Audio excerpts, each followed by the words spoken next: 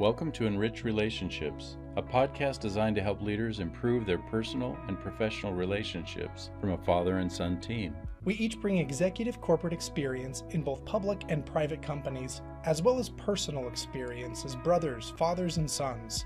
I'm Dax Rich. And I'm Larry Rich, and together we discuss different leadership skills and concepts that will help you at work and at home.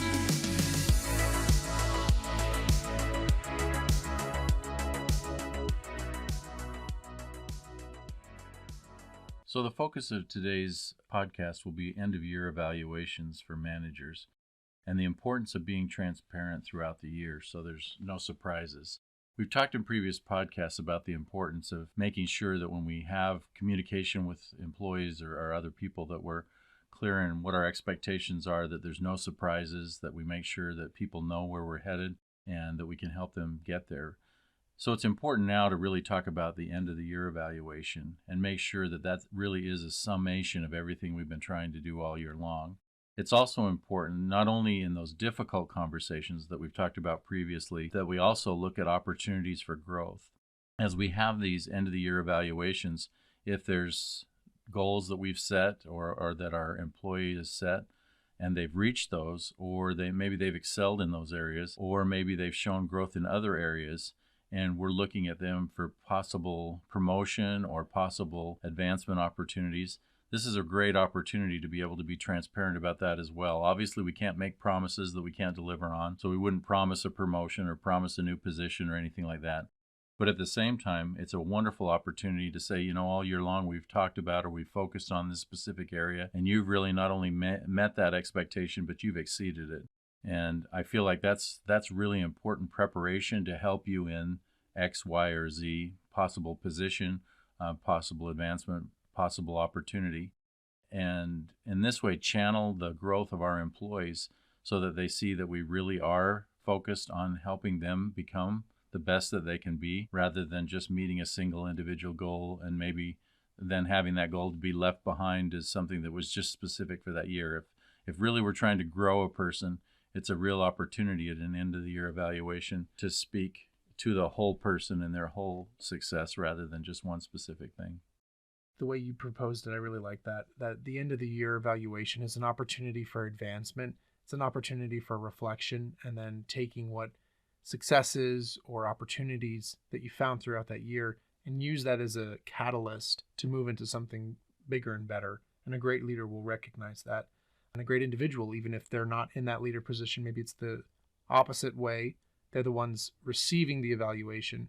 If they can recognize that value and that potential that comes from the evaluation, they can really run with it. As we're talking about that transparency throughout the year, and that's, for me, one of the biggest parts of the end of year evaluation is that it's a consistent year-long process. It's not a one-time event where you're being summed up and saying, you did good or poor throughout the last year. It's saying, here's the summation of all of our meetings throughout the course of that year.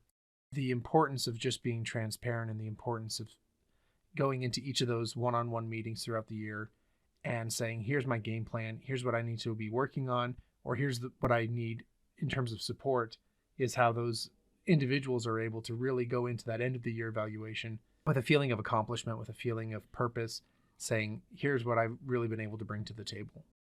Well, I like to use the word summative because it really is a summative evaluation. Sum being in math, obviously adding, and this is so an addition of all the different pieces of the process to come up with a final evaluation and overall. And really with that too, some evaluations require artifacts or something that are gathered along the way, and it's really an important piece to really look at anything that the employee has provided along the way, to look for growth within the things that they provide. If it's agendas from meetings or maybe project summations, things that they've done on projects or things that they've accomplished, goals that they've made and things that they've done.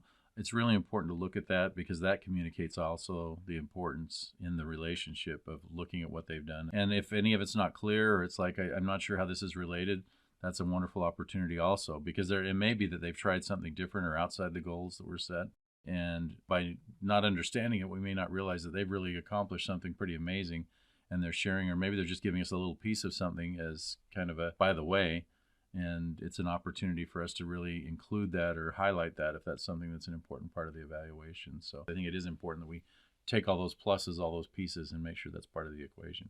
Well, and I like that you talked about record keeping, because I think you and I can both agree that the most successful end of the year summations or reviews that we've ever had, either receiving it or giving it, is when there's been really clean and detailed records kept along the way.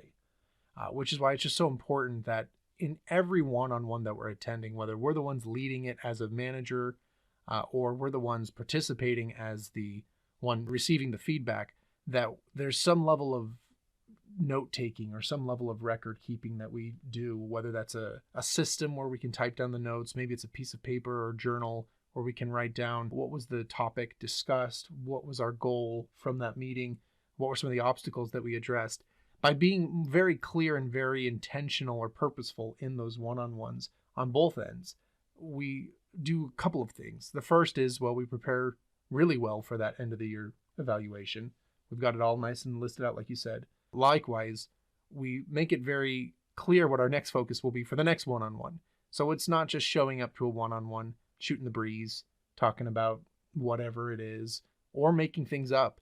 And I've been in a lot of one-on-ones where I've seen both of those. Either we go into the one-on-one and we're just having a good time talking about whatever it is for 45 minutes, and then in the last 5-10 minutes, it's, we should talk about work. You're doing a great job. Get back to work, kind of a thing. But I've also seen it the other way, where there's a lack of trust between the two people. And for whatever reason, either party doesn't feel comfortable talking about what's really happening. Either they're worried they're going to be put on a performance evaluation or development plan or whatever it may be. They're afraid to say, this is what I need, or this is where I'm failing. And so it's just a really awkward kind of exchange, or maybe it's just walking on hot coals and saying, this is what I'm going to do for next week. Here's what I'm doing well. Let's end this real quick. There's no record keeping. There's no note taking. It's just that real quick meeting, in and out. And while that may feel like you're avoiding a confrontation, so it's a little less stressful, it really does damage that person at the end of the year, because how do you know what you've actually accomplished? How do you know what's really been achieved?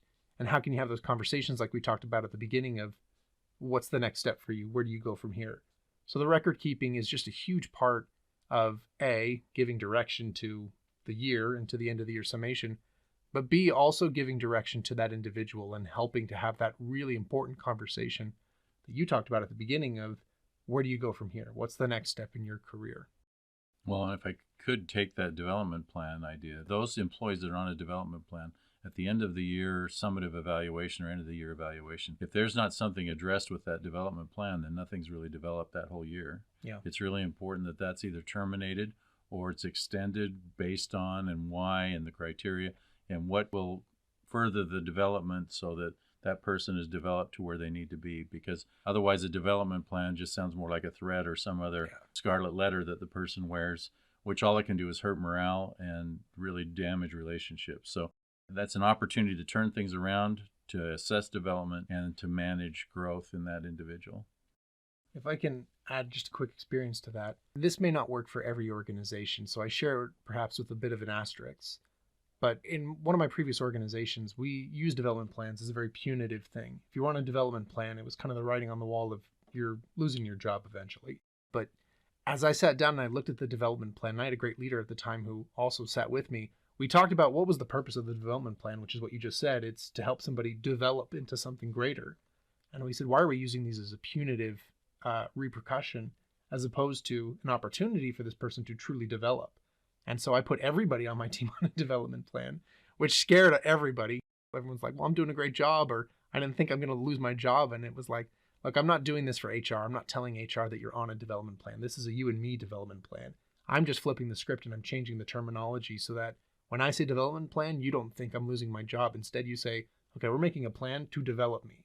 And we're going to take what I'm doing right now, and we're going to make a plan so that I'm either getting to a new position in X amount of time, or I'm doing my job better. So it was just being more intentional. Again, it goes back to that record keeping. It doesn't have to be a development plan. And I know for a lot of companies, that's scary and that's very punitive. So, I don't recommend that for everybody, especially if you want to keep trust and not scare people. Maybe don't go in and say you're on a development plan, but saying we're going to work hand in hand on some sort of a plan. We're going to keep some sort of record that we can look at throughout the year in writing allows us to work together in tandem to achieve some sort of a result and ultimately develop you, which is the point of every one-on-one, is ultimately to develop that person. So maybe it's taking it from a development plan into, let's plan your development. Maybe it's just reframing a picture. That's great. Yeah. Love that. And don't tell HR. Right. There you go. Thank you for tuning into today's episode, and be sure to check out our other episodes where we explore additional ways to enrich your relationships at work and with your family. Before you take off, we invite you to subscribe and share what you liked from this episode with friends, colleagues, and family. Take a moment and share feedback and suggestions with us directly at enrichrelationshipspodcast@gmail.com. Lasting change comes from enriching your relationships both at work and at home.